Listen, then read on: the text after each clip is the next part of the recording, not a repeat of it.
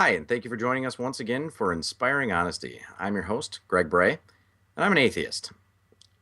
I wanted to talk about that a little bit more today, indulge myself a bit, I guess, and also, in a sense, thank the New Covenant group and say a little something to Dr. Michael W. Jones, who has been incredible in not only bringing me to the network and being very, very warm and welcoming, but actually in tooting my horn and in really telling people about atheists in general. I mean, yes, he uses me as an example, but my wife asks me a lot. She is a Catholic, but she asks me why I do what I do, and thinks a lot of it has to do with just deconverting people. And I have described myself as a devangelist, but another part of it comes to this: is that there was a time when homosexuality was such a taboo that nobody talked about it. If somebody was homosexual, they were ostracized, they were hidden.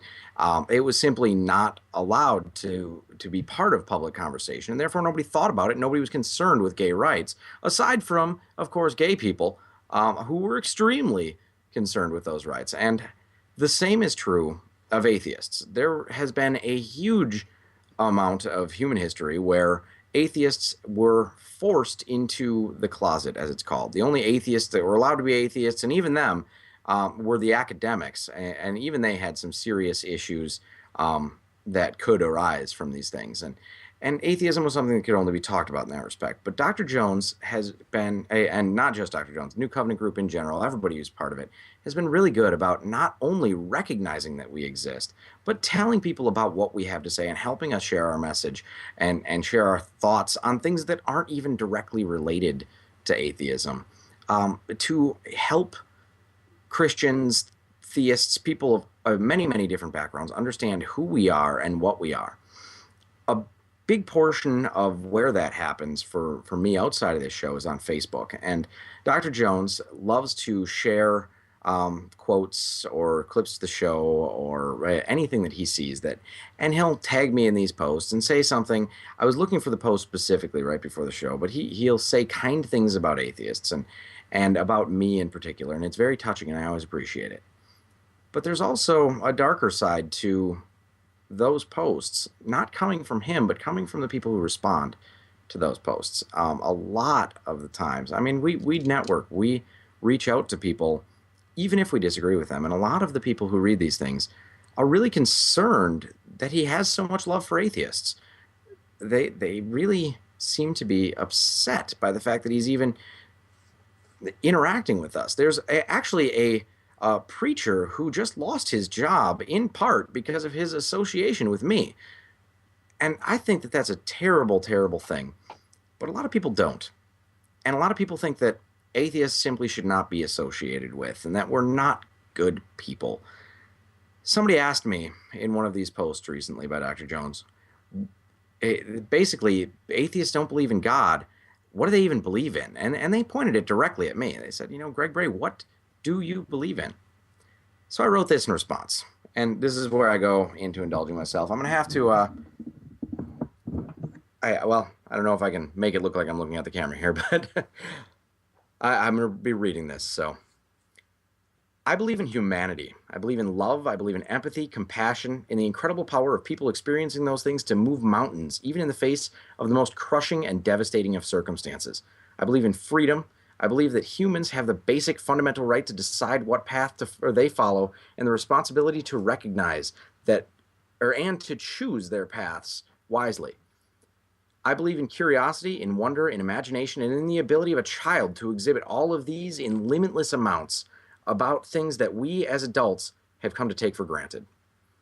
I believe in myself, in my wife, my family, and my friends. I believe that the happiness that we share and the moments that we make together and the memories that we make together are valuable to us, and that it does not matter if they'll be remembered in 1,000 years because they're happening to us now. I believe that we all must determine the meaning of our own lives and seek it out at every opportunity. I believe that there is a reality out there, and that our human minds and bodies are imperfect at understanding and observing it. I believe that we have limited time and limited resources to make sense of the reality in which we live, and that it is valuable to understand it as it really is. I believe that we've developing a set of tools through our entire existence that do that job better, and that the scientific method is the best tool that we have developed yet. I believe that faith, meaning belief that are in unfalsifiable conclusions about the reality in which we live, justified by nothing more than tradition, indoctrination, and that person's desire for it to be true, is an obsolete and dangerous tool. I believe that it should be discarded, for it is not only a very poor tool, but it's a very dangerous one. And that if we continue to use it, we're risking the health and safety of ourselves, our children, our families, and our friends. Now, this comes with a qualification. I understand the desire to believe because I understand that death will come for us all, and that most have suffered the death of a person that we hold dear. I understand that bad things happen to good people and that good things happen to bad people, and it can make us feel better about what to think, or I'm sorry, about that, to think that there is some sort of justice after we die. I know what it feels like to say goodbye forever to people that I love most dearly, to know that I'll never see, hear, or touch them again. I know what it feels like to wish that I had said more, to wish that I had asked more, to regret moments that were wasted with the person when I didn't know how limited our remaining time was. I know that if my grandfathers were alive today, I would love to watch them play with my son, to ask them about their past, to learn about their childhood, and to learn from the wisdom that only a lifetime of experience can teach. I learned that my mother's father stormed the beaches of Normandy and was shot twice. I learned that my father's father witnessed a nuclear bomb test at the Bikini Atoll. I learned these things after these people were gone, and after I was old enough to be interested in and care about anything more than my own little world. I miss them. I missed my father's mother, whose brain deteriorated with dementia for over a decade as I grew into an adult and who didn't even know who I was when I brought my son in to meet her. I miss my mother's mother, who watched me as a child and told me stories she learned growing up as a young girl in Scotland. I miss my uncle, who taught me how to hunt, but I don't miss him nearly as much as his son does, who helped carry his father down the aisle of the church into a hearse when he was only 15 years old. I understand the desire for an afterlife, a heaven in which I could see these people again. It'd be incredibly comforting for me to believe that my grandfather, whose name I passed on to my son, is watching down from us somewhere up above and has enjoyed all the smiles and laughs that have occurred since he died. I'd love to think that my grandmother sees my father tuck my son in with the same blanket that he used for me, the one that she made when he spends the night at Grandpa's house. I'd love to think that these things are true. And I tried really, really hard to convince myself that they were, but I can't. And unfortunately, I'd rather face the brutal truth than a comforting lie. And I can't lie to myself. That's why I had to accept this. It may someday turn out that I'm wrong, but I can't believe that to be the case without some compelling evidence to do so. Something that I searched for years and have never found even a single piece of. Until that day, I live in reality as I know it. And I make sure to make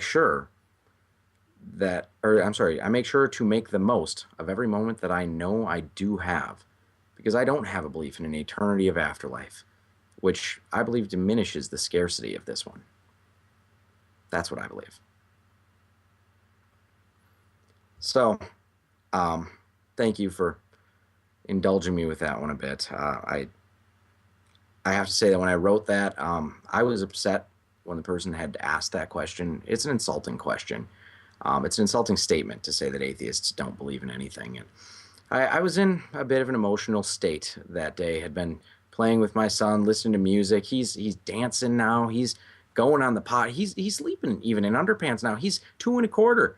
He's awesome. I am so proud of him. And we just had a great day playing at the park and running around. And it had been a powerful day for me. And then somebody threw that question at me, and it stung. It was insulting. And I spent some time writing that. And frankly, I mean, when I was writing about the people that I miss, yeah, it does hurt that I don't believe in an afterlife. And it stings. And I sobbed as I wrote about my grandparents and my uncle. And they're not the only people that I've lost, or the only people that, even if they're still alive, I simply can't associate with anymore or have lost contact with, and I miss. And it hurts to not believe in an eternity, but I can't believe in something. I can't convince myself to believe in something just because it hurts to believe that it's not true or to not believe it. So, with that, I wanted to invite Bob onto the show. Bob, how are you doing today? I'm doing pretty good, doing pretty good. And I thought that was an interesting statement. And I remember seeing some of the comments that even people made to this statement as it was published, where it strikes me that there's a lot of people who are theists who don't even want to see what you said here. Um, and something that I was actually recently talking to my sister Virginia about recently, um, where she talked about how when people have differences of opinion, that some of the best things that they can do are to, first of all, mirror back to others what they hear them saying, so as to verify, have I got this right? I Mm-hmm. didn't see very many theists mirror back to you a recognition of what it is you say you do believe in. And then, of course, something else that people in conflict that my sister and I were talking about is that after they mirror back this kind of thing, it's also good to validate in a manner where even if you don't agree with what they're saying, to recognize that they're saying things that you can appreciate and understand, that an intelligent, real, vibrant, meaningful human being is it can say this and believe this and understand this and see it this way. And then lastly, to empathize. So let me say that I see in your statement that you're saying that there are a number of things that you really do believe in, that you really value, things that I think we share in common, that most people really do value, even if they, I would say, don't really honestly talk about it when they talk about God. Sometimes I think people spin things in a God language where they really value some of the very same things you value for the exact same reasons, and but they're not acknowledging this. And I hear you talking about that. And as I read your statement myself, I found in it a person who's put some real thought into this, and I appreciate that. And I'll be honest with you, I didn't really agree with all of your logic there, but I can perfectly understand that this is something that genuinely makes sense to you, and you're not alone. There's a lot of people who really see it this way. And so, I thought it was awesome. I thought it was wonderful. And I think that for any theist who wants to know what you value, they have here a clear statement of it, and they should appreciate it. And if they really disagree with you, perhaps they should really spend more time building on what they hold in common with you. But I thought it was awesome. I really enjoyed it. Thank you. And I wanted to clarify once again because when my wife first read that, she was actually a little bit insulted by it in a way because she took it almost as if it was meant to be a devangelistic piece, me trying to take away other people's faith with it, or to destroy or to somehow damage it in saying that I had to accept a brutal truth instead of a comforting lie, and basically me telling her that I believed her faith was a lie that she's accepted, and that's not my intention with it. I can understand how Well, somebody you would may make that believe it's a lie, interpretation but that for it. wasn't what you were saying here. You're trying to explain yourself. Right. To me, I could not lie to myself about my conclusions I was drawing. I can't draw a conclusion in that respect. And that's why I said I had to accept the comforting truth of the conclusions that I could draw. Mhm. I'm sorry, Right. the uncomfortable truth of the conclusions that I draw, um, because otherwise it would have been a lie. So, in that respect, I was talking about myself and not about other people, but I can certainly understand how that could be misinterpreted by other people, and even harmful in that respect, or hurtful in that respect. And I don't Well, mean it to can be that. And I can I did share with you write something that this. I think is very true? I think that most believers have a faith that is far weaker than they realize. And that when they hear somebody say something that contains a bit of compelling logic, or at least persuasive logic that threatens their belief, they tend to take it personally, and they I think that it causes them, many people, to then kind of go out of hearing mode and not really listening to you anymore. And they would wonder if you were, like you said, you didn't write this as a devangelizing piece. They would see that as your intent, as as if all you are is some antichrist machine, you know, who's trying to destroy everything good and wholesome. And when you're really just trying to express yourself, that's what I got out of it. I saw your attempts to do that, and of course, you're going to put this in the terms that have persuaded you. So I just don't. Yeah, I wouldn't. It is unfortunate that some people will do that, and I'll tell you what, I wouldn't hold it against your wife, and I'm sure you don't. But I mean, when the people closest to us often feel very, the connection there becomes so real that it kind of blurs some of these distinctions at times. It's very easy to do. I think we all can do that. I absolutely agree, and I understand again where she was coming from with that, which is why I wanted to qualify it because I don't want anybody else to take that meaning from it, since that was not my intent. I understand that the language is certainly there for somebody to interpret it in that way, and I don't mean for this to be that. In fact, the goal of this was very much in line with, as I talked about at the beginning, the outing, as it were.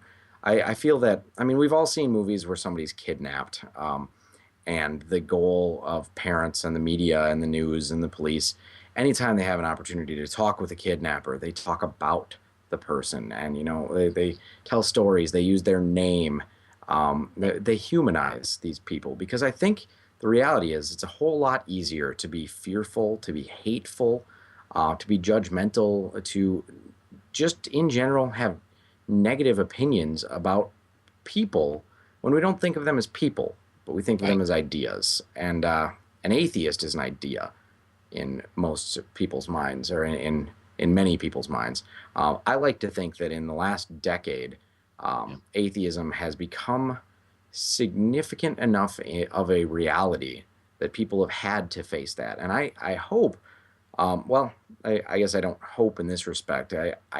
I hope that anybody who knows an atheist, there's a better way to say it, Well, knows that that that's why person we have actually you is an on atheist. on these shows, and why we talk about all sorts of things, not just the question of God, because this is how people get to know you and see you and realize, hey, you know, uh, he's just like me.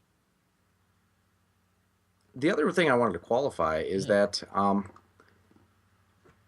it's not just atheists that get this bad rap, and I wanted to come out with a condemnation on the same side to the atheist community, with respect to somebody who I have really come to know as a person. And again, I will admit that my judgment of an idea was much easier than my ability to judge a person. And that's Eric Hovind. Um, I think that Eric's a great guy. I think he's very nice, very sincere, even quite intelligent. And he has some ideas that I think are quite, well, I mean, quite crazy, to be honest. But he thinks the same of my atheism. And the fact that the two of us can have civil conversation, we ate dinner together, introducing, or well, I mean, I only had my brother there, but he was introducing me to his friends and peers, and we know each other, and I like the guy. He's a good guy, and it's really hard. I mean, I've made friends with a few other young Earth creationists who are big in some of these evangelical circles of theirs on Facebook, and it's more than just their rants about their particular apologetic that I see.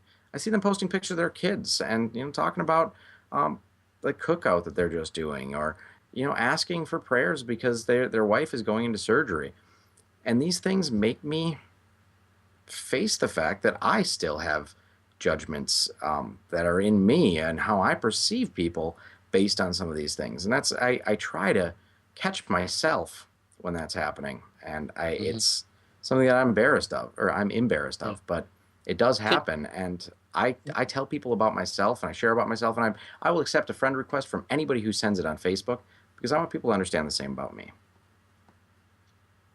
Could I take a look at two brief portions of your, or actually, it's one portion, but where you discuss two different things of that Sure. statement? And do you mind if we chat about that a little bit? Yeah, please. Absolutely. Okay.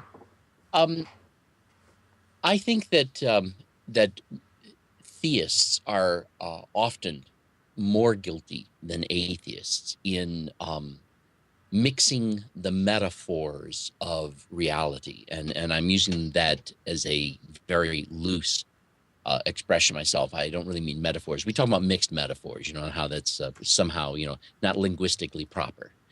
Um, Theists and atheists are in many ways looking at the world on different axes. But I think that theists, more than atheists, are dishonest about the fact that they mix these axes. In other words, if you're if you're looking at a three-dimensional graph and you're trying to plot a point on the y-axis, and then but instead you're plotting it on the z-axis, you're making a grievous error in the geometry of it all. But Hmm. what if my ear and my mouth were having an argument, and in this argument my mouth is denying the beauty of music, and my ear is denying the pleasure of tasty foods. Um, it is one thing for my ear to be able to talk about these variations of atmospheric pressure we call sound, but my tongue really can't talk about that. And when and likewise, my tongue it can't talk about the sound, and the ear can't talk about the flavors and the tastes, because both of those organs are sensitive to different axes of awareness of the things that can be seen. I think that what happens oftentimes with dishonest theists is they have a sensitivity to what they perceive as a spiritual reality, and they feel so insecure about it that they try to say things about physical reality on the basis of their faith, where they start saying things that are just absolutely absurd. In other words, they're like mouths trying to speak authoritatively about sound. I think that the opposite can happen, but I don't think that atheists tend to be as dishonest about it, but I think they can be. And you said, I believe that we have been developing a set of tools through our entire existence to do that job better. And that's the scientific method is the best tool we have developed yet.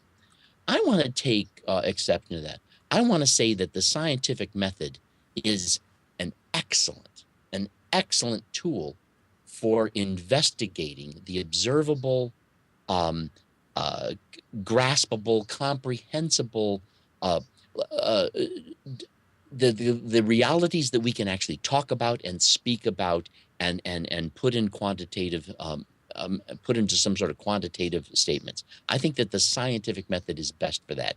Anyone else who tries to come at that material reality to talk about it and is going to reject science is being foolish. But I don't think we can say that it's the best tool we have developed yet. I just think it's the best. It's like saying that the ear is the best thing for determining reality, and you just ignore everything about taste. So that I would say that in some sense, the theist is a person who, for whatever reason, real or unreal, is sensitive to what they perceive as a spiritual reality, and that it's a different aspect of reality than the material world that science looks at. And science can't look at that world because it isn't aware of it, and doesn't need to be aware of it. And I don't think it even has anything to say about it, yes or no. Because just as the ear has nothing to say about flavors and the tongue has nothing to say about sound, so science has nothing to say about spirituality. And although it is an excellent way of pursuing those things that science can deal with, I would caution you that you've narrowed yourself down to just that axis. But I think that part of the reason why a lot of atheists do that is because they've had a lot of these theists who come around and try to tell you what's wrong with your science, when the truth is they don't really appreciate and understand what it is they're saying, and in terms of how unverifiable it is and how false it is. And that I think that many atheists, they finally get to a point where it's difficult for them to deal with all the frustrations of these theists who are just saying absurd, ridiculous, kind of stupid things. But I would suggest that maybe we need to look at this from a different axis, a different kind of sensitivity, and realize that we need to look at it in a way where we don't try to bleed one axis into the other. What axis would that be? I mean, what kind of things can we measure on that axis that science What can't a measure? scientific statement. That's like the ear saying, what sort of variations of atmospheric pressure can I determine to find out just what that flavor is? The Well, that's ear what only I mean knows. by that, though, is Yeah. I mean, how do we use that sense? How is it? I guess. Well, when whoever taught you how to hear, you just do it, right? Well, I asked the question because I don't have that sense then. I mean, I Yeah. guess there's Well, people who are born without sight or born without hearing. And well, it's possible, but it's also, it's possible that there's that you have spent time focusing on that, and in truly benefiting from that focus, that's where you have learned to keep your focus. Let me give you another example of something that we know is true about cognitive linguistic acquisition. We have studied a variety of people at different ages attempting to learn a secondary language. And of course, one of the things we've discovered in linguistics is this: the younger you are when you learn a secondary language, the more likely it is that you will acquire a real fluent ability in that language and be able to speak that language without an accent. But the older you get, the more difficult it'll be for you to really think and operate within that secondary language. And the more likely it is that there will be certain aspects of accent you will never master. And in studying it, the many of the leading theories are this: that we have spent so much time learning the sounds of our own language that the part of the way we do that is by learning to ignore the sounds that don't fit into our language, so that you finally get to a point where the difference between the way you make sounds and the way those sounds are made in a different language is something you can no longer hear. You've actually learned through experience to not hear it.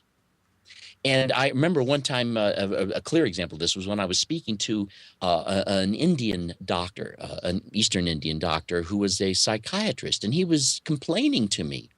And what he said to me was that he said something like, Bob, I tell you, my patients, they talk to me and they tell me that they can't understand the word I'm saying to them. But I tell you, I've been in this country for 30 years, and I talk just like everybody else does, and he couldn't hear his own accent.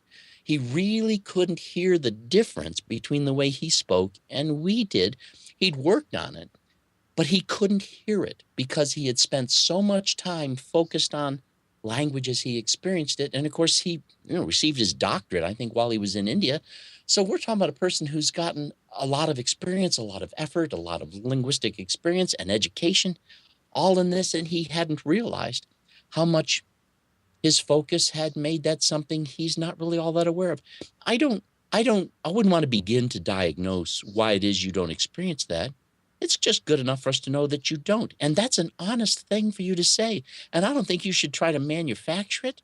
I don't think you should try to pretend that you can, and I'm sure we're all blind to all sorts of things, all of us. And so I I don't think this certainly is even agree. all that unique or blameworthy. But I do think it's a possibility to think about, that you have devoted yourself so much to science that this is the axis upon which you really operate, and you do a great job with it. But perhaps there's just this other axis that you know who knows what's going on there.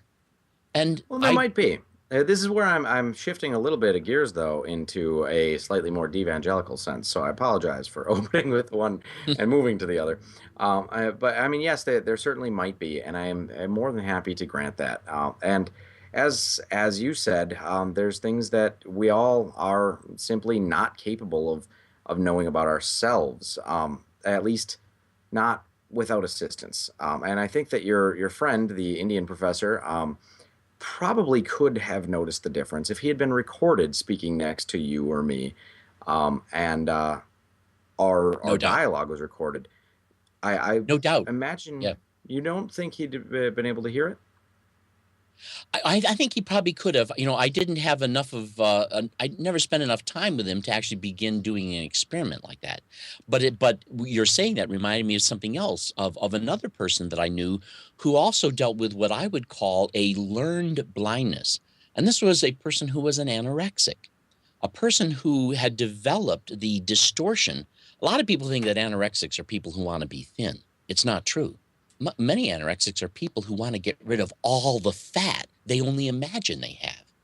And they don't realize how thin they are. They look at themselves and they see fat where it really isn't because they've developed this distortion of perspective. And I remember one time, and I've talked to more than one person who was anorexic who had this experience. One of them talked about how they got out of the shower and saw themselves in a mirror, but didn't see their face. And for a brief moment there, they saw how horribly thin they were.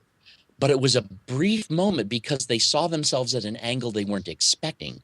But by viewing it from some external kind of way, they saw it. And yet, this was a person who could tell you if you were to put a caliper to your arm and to their arm, and you get this much thicker glob of skin on you and the much thinner glob of skin on them, they'll swear to God right in front of your eyes and as honest as they can that you've got a huge glob of fat on their arm and you've only got this tiny little thing because that's how they see it. Uh, Experiencing that was a real eye opener for me because it makes me wonder about where my blindnesses really are, things I really honestly don't see. And it is an experience that people do have. And to be able to see it though from some external source and get some of that feedback is part of the way we can restore people to that. But it is an interesting phenomenon. I think it's the kind of phenomena that ought to humble all of us in terms of realizing some of the delicate aspects of just being, the experts we're trying to be in anything. I actually really agree, and I can emphasize or empathize with that a lot. I've known people with eating disorders and with other, personal bodily delusions or otherwise. And I know that everybody experiences them to some extent. I've been told that I look nothing like David Hasselhoff. That's obviously not true. And Yeah, I've even been turned down for modeling jobs, and I can't understand what these people are seeing. But the reality is that they're missing out on an opportunity. right. But I'm sorry to make light of it there, but Yeah, yeah. you're Well, right. I see There's that. I mean, I certainly. always get confused when I see pictures of Tom Cruise. I thought it was a picture of me, and but So you can empathize then. You yeah, sure. understand how I've had other the people same cannot problem. see reality as it truly is. um, there's first of all, we did have a viewer comment when you were talking. I think it actually came back to your previous observation about the ear and the mouth having a conversation. Was somebody wrote in brilliant observation, Bob, and I thought that was as well. So I wanted to commend you for that. That there certainly is a huge distinction, and there's something that we simply can't even talk about. I mean, how do you describe to a person who's been blind their entire life the color red? It's simply Yeah, not possible. It's outside of the linguistic ability and even possibly any ability that it's you just can't it describe the can't be color done. red to Right. somebody It who's can't be incapable of done. perceiving it. It can't be done. Yeah. And I understand what you're saying with that. And to a person who is blind, the color red does not exist, at least as a concept in their head that as something they will ever understand. It's a word that exists. They know it refers to something, but they have no way of experiencing or interpreting what that thing is. And it is possible that the metaphysical sense in me is broken, or that I was born without it, or even that it's simply been neglected through my life in a way. I think that a big part of the reason that I wrote what I did was to emphasize that it hasn't been neglected. That I've spent a lot of Mhm. time. I mean, Well, there's a obviously, lot of personal relational values you expressed here, and and I've spent a lot of a lot time of reading personal and searching and relational talking to conundrums you people. faced. I want to understand it. I even if it's only in a purely academic sense. I, as I said, it would be really if there really is a heaven, if there really is a God, it would give me great comfort to know that. I'd really look forward to seeing the people that I've lost again, and I don't fear death. I don't fear annihilation in that respect. But there'd be some really cool things about a potential of eternal life. So yeah, You know, it's not something that I I think that I intentionally neglect. myself would be an atheist today if I had become a believer later in life. Like, say, if I'd become a believer around the age of 18, when I became very enthralled with fundamentalism. The fundamentalism eventually fell apart for me. And in my rejection of it, and I had to reject it for reasons that just honesty and intelligence required of me to reject it. Um, that I probably would have become an atheist if it hadn't been for the fact that as a younger person, my experience of belief in God had nothing to do with theology, nothing to do with heaven, nothing to do with hell, nothing to do with really even Christianity in a sense. Um, it was merely for me the experience of a presence. And in many ways, it was for me an inarticulate experience. And I didn't need to articulate it, but it was simply a presence that I experienced, lived with, and abided in for many years. And it wasn't until I finally became an adult that I tried to find ways of putting it into words. And this is how I ended up in fundamentalism. Well, I gave up those words, but I suppose that it was because I had, invested so much of my earlier life in that sense, which I even, on the opposite side of this, that could have been an imagination on my part. I can't argue um, in a conversation linguistically that somehow my experience is the valid one and you're the blind one. I can't really argue that. We that's an invalid argument because between you and I, this is something we simply cannot establish by any means of authoritative, compelling argument. Can't be done. And so therefore, I don't think we can try and even evaluate who's got it, who doesn't. That's stupid and it's ridiculous. It's good enough that this is where you are honestly at, and it's good enough that this is where I am honestly at, and that we're honest with each other. After all, we're here to inspire honesty. And to me, I think if there's one thing that I find lovely about you as a human being is that I find you to be a person what you see is what you get. You're honest. You're telling us who you are. You're telling us what you think. You're giving us what you see. And I don't see you even really holding anything back that is an honest, uh, careful, thoughtful, even compassionate expression of who it is you are. So, that's where we're at. Thank you. I personally feel the same with you. I think that the name of the show, when we first picked it didn't really know. As anybody who's been following us on Facebook in any way probably knows, the name of my Facebook page is Inspiring Doubt. As a skeptic, I think that doubt is a virtue, and I think that faith is a vice. But most people would see, or most theists would see that as an alternate. Bob, I think that you might disagree with either opinion. I'd Um, embrace both of them as being useful. In fact, I see conundrum as a place of humility and honesty, and that not everything can be resolved. It doesn't need to be, and we can even enjoy the conundrum. In fact, the conundrum, I think, in many ways, even helps us to justify getting along with people we can't agree with. I understand that.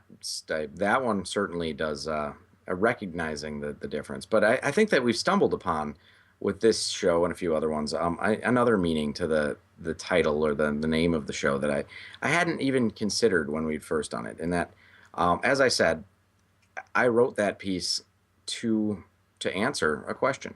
Hmm. tell somebody who didn't, who had a perception of atheists that I didn't feel was accurate. And what I was doing was not trying to correct their assumption necessarily.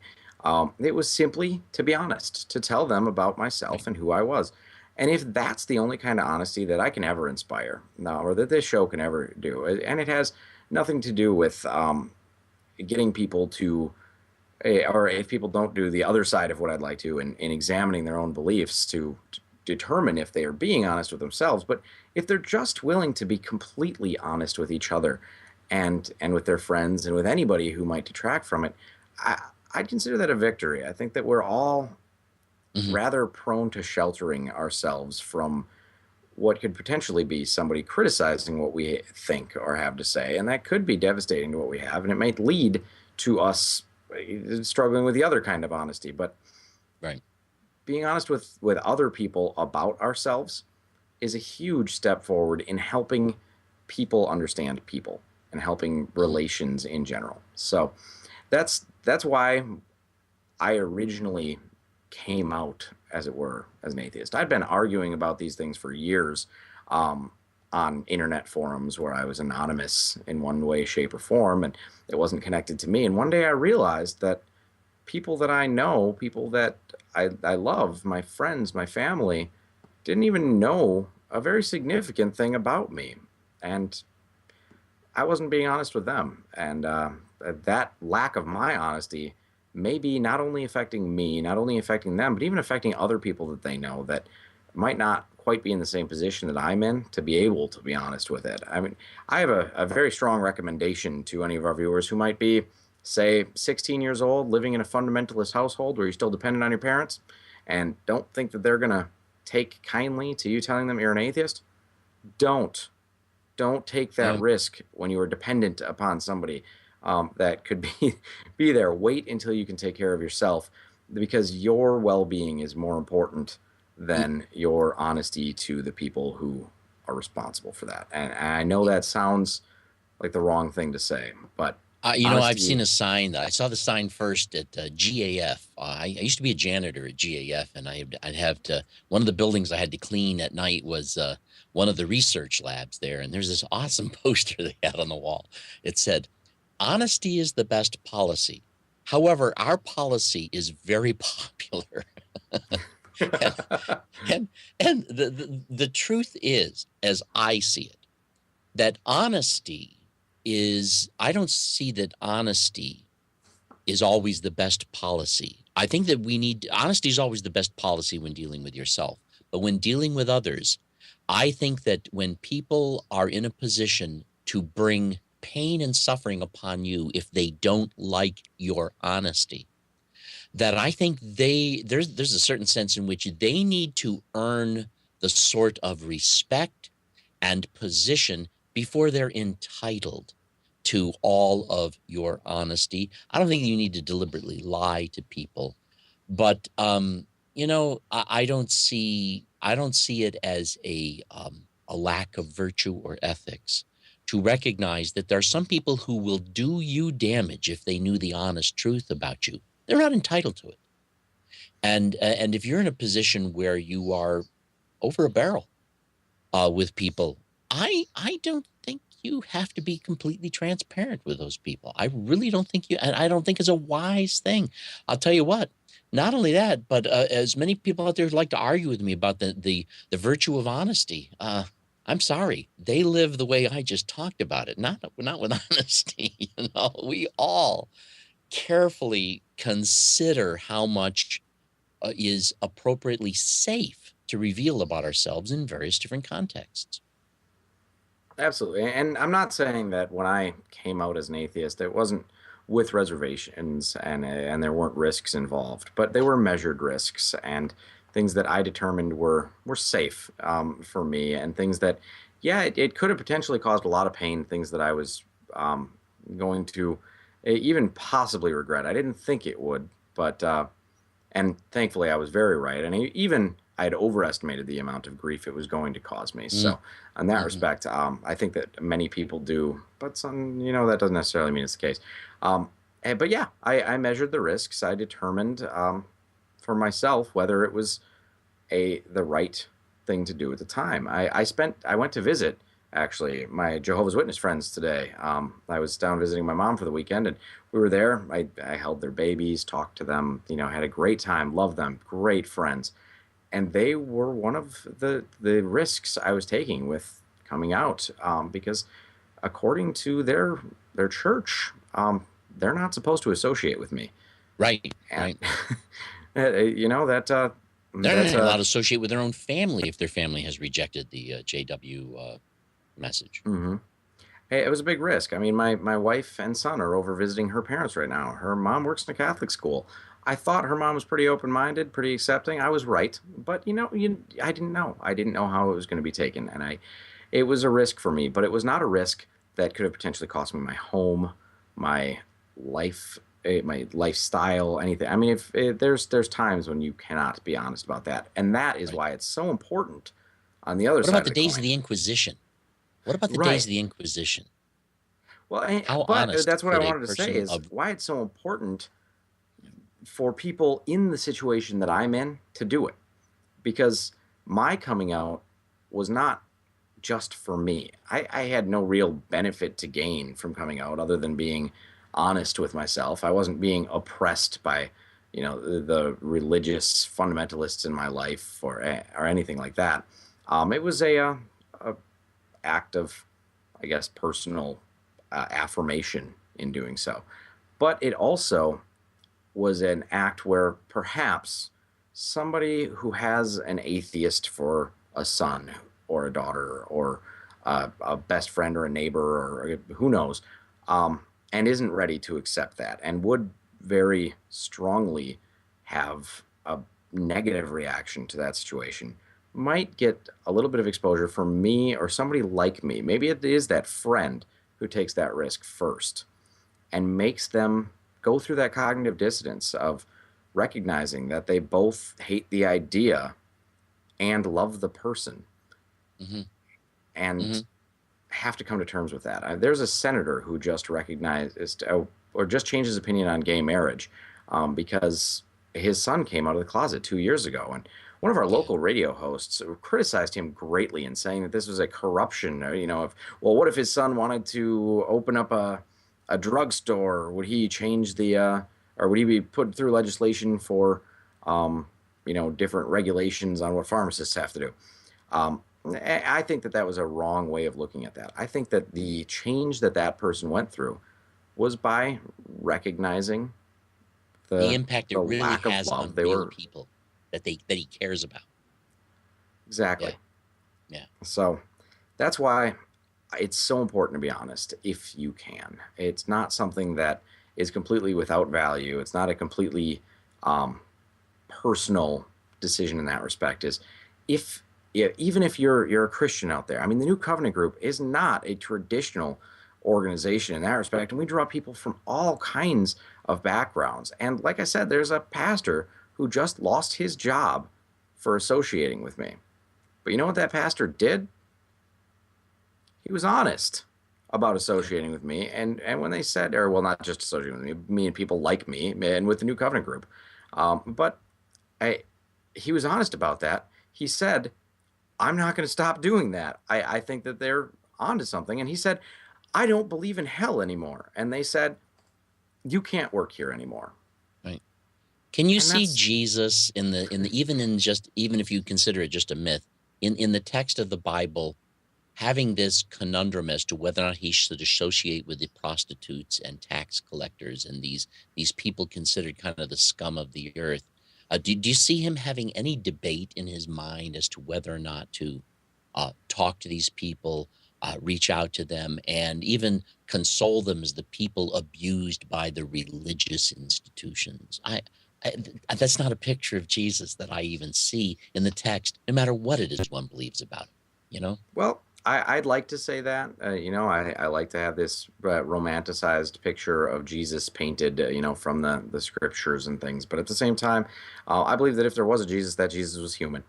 And, as much as there's theology out there that says Jesus was perfect, I'd like to say that it is human to have doubts on things like that, to Yeah, say, although I am I don't think he wrong? was. If he seemed to be quite clearly to me, in at least in this story here that we get, is to be far more uninterested in associating very closely with those religious hypocrites, and not the least bit concerned about being associated with the people who didn't seem to have any claim to faith at all. I think that you're probably right, but I'd imagine, especially when he first started doing these things, or before he started doing these things. The Bible doesn't really talk about that period Right? between when he was 12 years old and when he was doing his ministry right before Yeah. he died. I'd imagine if that was a real person really going through that, there's probably a point where he struggled. Is this really the right decision to make? Well, I think And you're right. I do, because I mean, he actually was in the temple at 12. We have that story at least, and so he started there. and I think that's the message. We need to sign off here and let Bob prepare for his show now. But that's the message I want to leave this with today is that the honesty that we're trying to inspire with this show is honesty about yourself and to yourself. That's twofold. Very good. And if we can only achieve one of those, I'll be happy. So, yeah, we draw people from a whole bunch of different crowds, and a whole bunch of people are in situations where they might not feel they can be comfortable with being honest. But I'm asking you, if you're in a position where you can take that risk, please, for the sake of other people who aren't, do it. Take the risk, make that leap, be honest about who you are. And if people aren't ready to accept that, they're either going to come around or they're probably somebody that they're not a great influence in your life anyway. um, that's the end of it for me. This has been Inspiring Honesty. Join us again next week where hopefully we can get Dan Barker to join us. I know we'd said last week he was going to be, but he had to reschedule. And I forgot to mention that at the beginning of this show today because we talked about it right before. But stick around for the unconventional pastor after this.